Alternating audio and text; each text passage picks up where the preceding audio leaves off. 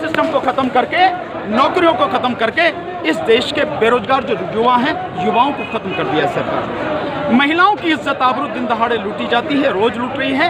आप समझ रहे हैं हर 3 मिनट में महिलाओं के साथ ये काम हो रहा है। और ये बेटी बचाओ बेटी पढ़ाओ वाली सरकार है, तो सब समझ रहे हैं कि कुछ नहीं है। और जो जिस तरह से सरकार तानाशाही पर उतरी हुई है, सब लोग इस बात को समझ रहे हैं। क्या फर्क पड़ता है, मतलब ऐसा नहीं होना चाहिए कि मोदी जी को यहाँ आके लोगों के बीच में बैठ के एक बार आधा घंटे बैठ के इनकी बात सुने, और जब ये अपनी बात कह ले तब ये इसे कहने में क्या दिक्कत है कि भाई ये जो कानून है, कल सरकार ने ये माना है, ये बात स्वीकार करी है कि भाई हमसे गलती हो गई, हमने आपसे पूछ के जो है ये कदम नहीं बढ़ाया, तो हमसे गलती हो, हमें जो आपसे पूछना चाहिए था, आगे हम इस बात की कोशिश करेंगे। इसका मतलब ये कि सरकार अपनी गलती मान रही है कि उनसे गलती होगी। दूसरी बात, मेरी क्या दिक्कत है, मुझे क्या दुख है, मेरी पीड़ा क्या है, आप मेरे से जानना नहीं चाहोगे। मेरी पीड़ा को आप कह दो कि मैं तो दुख दर्द जानता हूँ। क्या मैं आपका दुख दर्द जानता हूँ? क्या इनका दुख दर्द जानता हूँ? क्या इनका दुख दर्द जानता हूँ? जब तक मैं इनसे बात नहीं करूँगा, जब तक मैं इनके करीब नहीं जाऊँगा, जब तक इनकी बात सुनूंगा नहीं, जब तक इनकी नब्ज देखूंगा नहीं, मुझे कैसे पता लगेगा कि इन्हें दुख क्या है, पीड़ा क्या है। सरकार ने कोशिश करी, नहीं करी। तो जो मोदी जी कह रहे हैं या उनकी पूरी टीम के जो लोग कह रहे हैं कि हमने किसान के भले के लिए काम किया है, किसान के भले के लिए ना तो आज तक आपने किया और ना ही अब कर रहे हैं, और ना ही आगे आप जीवन में किसान के भले के लिए कर सकते हैं। आप किसका भला कर सकते हैं? आप कर सकते हैं इस देश के पूंजीपतियों का, इस देश के अंबानी और अडानी का। कभी किसान का हल कंधे पर लेकर या किसान के हल के साथ में खड़े होकर मोदी जी ने फोटो खिंचवाया? क्या उसका एडवर्टाइजमेंट किया कभी? जबकि अंबानी के जियो का, रिलायंस के जियो का मोदी जी ने जबरदस्त तरीके से प्रचार किया। और अंबानी पता कैसे, यूं मोदी जी के कंधे पे यूं हाथ रख के चलता है। मतलब एक बिजनेसमैन की इतनी औकात, इतनी हिम्मत कि भारत के प्रधानमंत्री के कंधे पर हाथ रख के चल रहा। तो इसका मतलब आपको समझ जाना चाहिए कि प्रधानमंत्री किस तरह से रिलायंस के मोदी जी स्वयं किस तरह से मुकेश अंबानी और ऐसे उद्योगपतियों के कब्जे में है। वो उनके लिए काम कर रहे हैं। लेकिन उनसे सोचो जरा, एक व्यक्ति हजारों करोड़ का महल उसने बना रखा, उसमें रहता है। स्वयं मोदी जी 1 मिनट में मोदी जी के प्रचार के लिए, आप समझ रहे हैं, मैं कुछ चीजें ऐसी बताना, मोदी जी का चेहरा दिखाने के लिए इस देश में 2014 से लेकर अब तक 1 मिनट में 2 लाख रुपए खर्च होते हैं। 1 मिनट में जो विज्ञापन मोदी जी के लिए होता है, 1 मिनट में 2 लाख रुपए खर्च होते हैं। मतलब पूरे दिन में 3.5 करोड़ रुपए खर्च होते हैं। और इस देश के जो 17 राज्य हैं, उन 17 राज्यों में किसानों की जो औसत आय है वो 15,000 रुपए सालाना से ज्यादा नहीं, 15,000 रुपए सालाना। और देश के प्रधानमंत्री, ऐसे देश के जो गरीब देश है, उस देश के प्रधानमंत्री पर 2 लाख रुपए केवल उसके विज्ञापन में खर्च होते हैं। मोदी जी चल रहे हैं, पहले भी इस देश में प्रधानमंत्री रहे, तो वो सारे के सारे जिन हवाई जहाज़ों में चलते थे, एयरफोर्स के बड़े हवाई जहाज होते थे, मोदी जी ने 10,000 करोड़ का जहाज अपने लिए मंगाया ना, स्पेशल जहाज। क्यों भाई, उसमें नहीं चल सकते थे? अब तक नहीं चले थे, अब 10,000 करोड़ का आपको चाहिए। मालूम है मोदी जी पर, उनकी सुरक्षा पर कितना खर्च होता है? 6,600 करोड़ रुपया केवल उनकी सुरक्षा पर होता है। आपको नहीं लगता कि मोदी जी को सोचना चाहिए, इस देश के हर व्यक्ति को सोचना चाहिए, हर किसान, मजदूर, विद्यार्थी को सोचना चाहिए, जब देश में पूरी तरह से रोजगार आपने खत्म कर दिए हैं, 35 करोड़ लोग बेरोजगार, 3 लाख लोग केवल भूख से मर जा रहे हैं, 40 करोड़ लोगों को 2 वक्त की रोटी नहीं मिलती है। ऐसे गरीब देश में देश का प्रधानमंत्री इतने पैसे बर्बाद कर रहा है। आपको नहीं लगता कि मोदी जी क्या कर रहे हैं? तो क्या जो इतने पैसे खर्च कर रहा है व्यक्ति, वो गरीबों की सुनेगा या उनकी सुनेगा जिन उद्योगपतियों से बहुत बड़ी संख्या में हजारों करोड़ उनको पैसा मिलता है पार्टी के लिए, और उनके लिए स्पेशल जो फ्लाइट, जो 2014 में जिस फ्लाइट से आते जाते थे, इन्होंने पूरा प्रचार किया, वो अडानी का अपना स्पेशल जो है वो फ्लाइट था, जहाज था उनका। तो ये जो सारी चीज़ें हैं, इन सब चीज़ों से समझ में आ जाना चाहिए कि बेशक मोदी जी अपने आप को चौकीदार कहें, बेशक मोदी जी आपको प्रधान सेवक कहें, लेकिन मोदी जी इस दुनिया में, देश की तो बात ही छोड़ दिए, इस दुनिया में सबसे रईसी में कोई जी सकता है, वो मोदी जी जी रहे इस गरीब देश में, जहां 12,000 बच्चे आत्महत्या कर रहे हैं, जहां करीब 11,000 किसान हर साल आत्महत्या कर रहे हैं। ये स्थिति है तो आप कैसे मानने कि मोदी जी गरीबों की बात करेंगे? वो कभी गरीबों की बात नहीं करेंगे, किसानों मजदूरों की नहीं करेंगे, वो हमेशा उद्योगपतियों की बात करेंगे। ये कानून भी वो उन्हीं के लिए लेके आए। एक चीज़ है, अभी तक कानून को बताया गया कि किसानों के हक में है, जबकि अब जब किसान उस पर अड़ गए हैं, पहले तो पंजाब में इतना लंबा प्रदर्शन चला, वहाँ पे नेशनल मीडिया ने उस चीज़ को नहीं दिखाया। जब ये प्रदर्शन इधर एंटर होता है, हरियाणा के बाद में दिल्ली पहुँचता है, तो अब उस चीज़ को नेशनल सिक्योरिटी के साथ जोड़ के देखने लग गए। खालिस्तानी बताया जा रहा है, फिर बताया जा रहा है, इसको किस तरह देखते हैं? नहीं, आपको बहुत पहले देखिए, आप इसको थोड़ा सा क्योंकि आप लोग भूल जाते हैं, लोग जानते नहीं हैं कैसे। लोगों को ध्यान रखना चाहिए। मैं रवीश कुमार जी की कहता हूँ, थोड़ा सा फ्लैशबैक में चलूँगा। जिस समय दोबारा इस सरकार का टर्न शुरू हुआ था 2019 में जीतने के बाद, 30 मई को शपथ ग्रहण के बाद जो काम किया, शुरू के 3 महीनों में इसने क्या काम किया? इन्होंने वो जो एक्ट है आपका सूचना का अधिकार अधिनियम, उसको खत्म किया।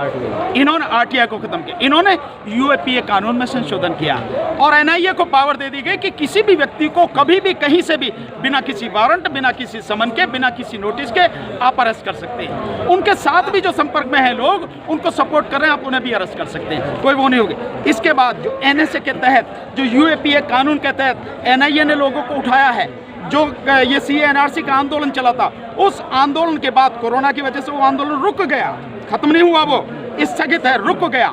उस आंदोलन में दिल्ली दंगे करा के जिस तरह से इन्होंने, और उसके बाद लोगों को उठाया है, 2200 के लगभग लोगों को जेल में भेजा है। ये आप सारी चीजें, तो ये पहले से ही इन्होंने तैयारी करी थी कि कोई भी सरकार के खिलाफ बोल ना सके, कोई भी सरकार के खिलाफ आंदोलन ना कर सके। उसके लिए पहले कानूनी रूप से अपने आप को मजबूत किया और उसके बाद इन्होंने जो बाकी और कानून हैं वो सारे लागू किए, जिसमें श्रम कानून, मजदूरों के कानून खत्म किए गए और फिर पीछे के दरवाजे से ये किसानों के कानून लाए गए। किसानों के लिए जो कानून है, सरकार बार बार कहती है उनके हक में। बताओ कि तुसी कैसे हक में है, किस सर से हक में है, आप ये बताओगे नहीं? क्या इससे किसानों की आय दुगनी हो जाएगी? नहीं होगी। कहते हैं अंतर्राष्ट्रीय बाजार खोल दिया, किसान अपनी फसल बेचने अपने तहसील, अपने ब्लॉक, अपने ज़्यादा से ज़्यादा होगा तो जिला, इससे आगे जा नहीं सकता। तो क्या वो अमेरिका बेचने जाएगा अपनी फसल?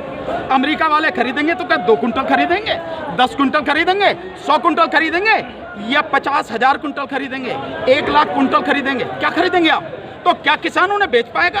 इतना बड़ी मात्रा में अन्न कौन बेच सकेगा? व्यापारी। और व्यापारी के पास में इतना अन्न कैसे इकट्ठा हो जाए? इसके लिए इन्होंने एसेंशियल कमोडिटीज एक्ट में उसकी सीमा ही खत्म कर दी गई। अब व्यापारी जितना चाहे स्टॉक कर सकता, पहले नहीं कर सकता था, तो वो रास्ता खोला इन्होंने। दूसरा, अब सीधे सीधे उनसे बात कर सकता। एमएसपी कैसे हटानी? सरकार कह रही है एमएसपी नहीं हटेगी, पर मुझे बताओ, जब मेरा इनका समझौता हो गया, भाई इतने में मैं खरीदूंगा, हाँ ठीक है भैया खरीद लीजिए, फिर एमएसपी कहाँ रहेगी? जब मेरा समझौता हो गया ना इनसे, कि भाई मैंने इनसे समझौता कर लिया, जो एग्रीमेंट वाली जो कानून है, उस कानून के तहत किसान का और व्यापारी का एग्रीमेंट हो गया, तेरी फसल मैं इतने में खरीदूंगा। मेरी कॉन्ट्रैक्ट फार्मिंग, अगर मेरी फसल बर्बाद हो गई तो निश्चित रूप से वो नहीं खरीदेगा, है नहीं है? मेरी फसल ठीक हुई तो खरीदेगा, किस रेट पर खरीदेगा? जो मेरा समझौता हुआ है। वो एमएसपी पर तो नहीं खरीदेगा, है नहीं है? तो फिर एमएसपी तो अपने आप ही खत्म हो गई। इन चीजों को समझना जरूरी है और किसान इस बात को समझ रहा है।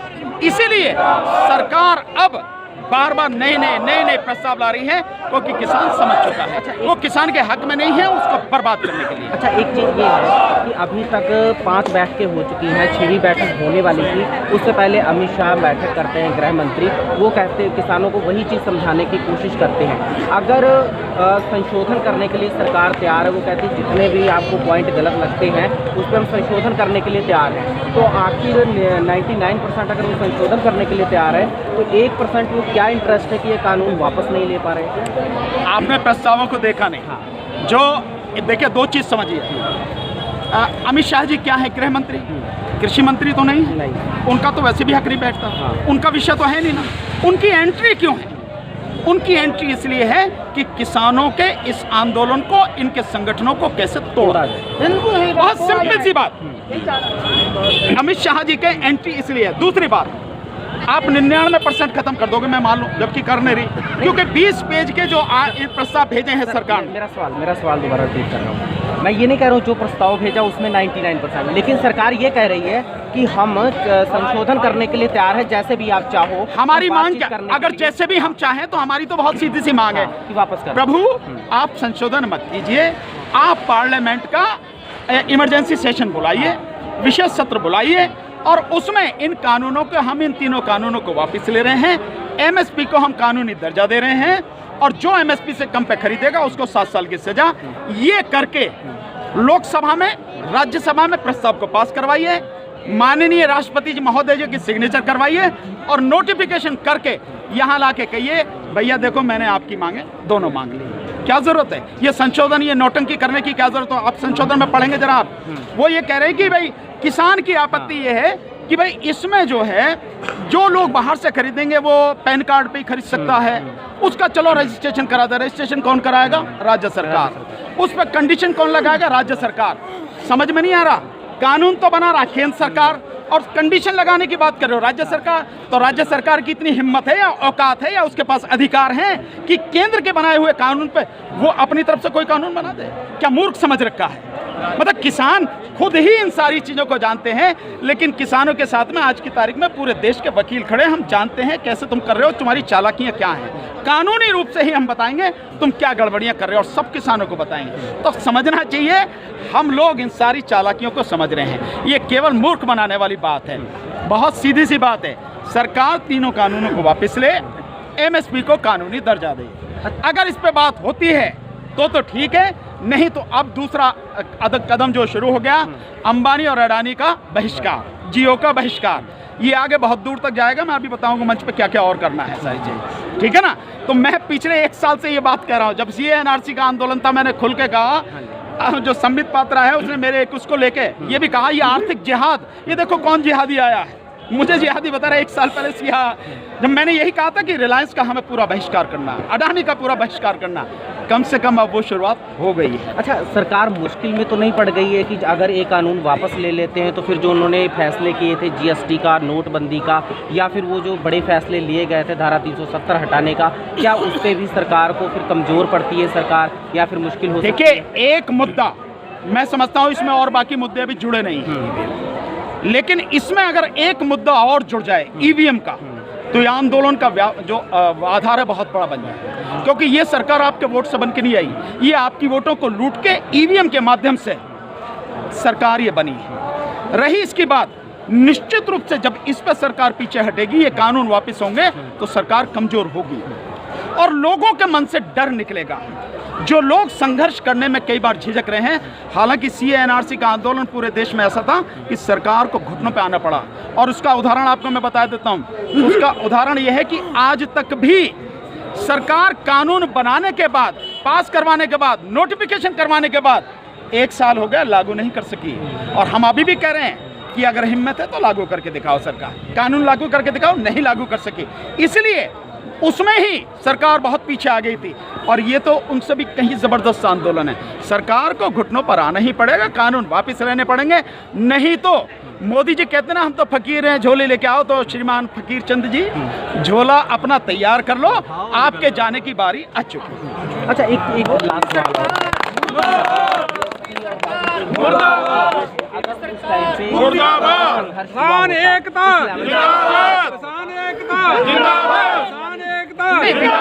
देखिए, बड़े दुर्भाग्य की बात है कि जब 370 की बात आई, आंदोलन नहीं हुए, संघर्ष नहीं हुआ, कोई बात नहीं। रही आप GST पर संघर्ष की बात, तो GST से कौन जुड़ा है? GST से व्यापारी जुड़ा है, और व्यापारी बीजेपी का कोर वोट बैंक है, वो उसके खिलाफ नहीं जाएगा, आप इस चीज़ को समझो। और व्यापारी यूँ भी नहीं जाएगा कि व्यापारी GST में बेईमानी कर रहा है, 1.25 लाख करोड़ से ज़्यादा की बेईमानी GST में व्यापारी कर चुका है, फर्जी बिल बना के देके।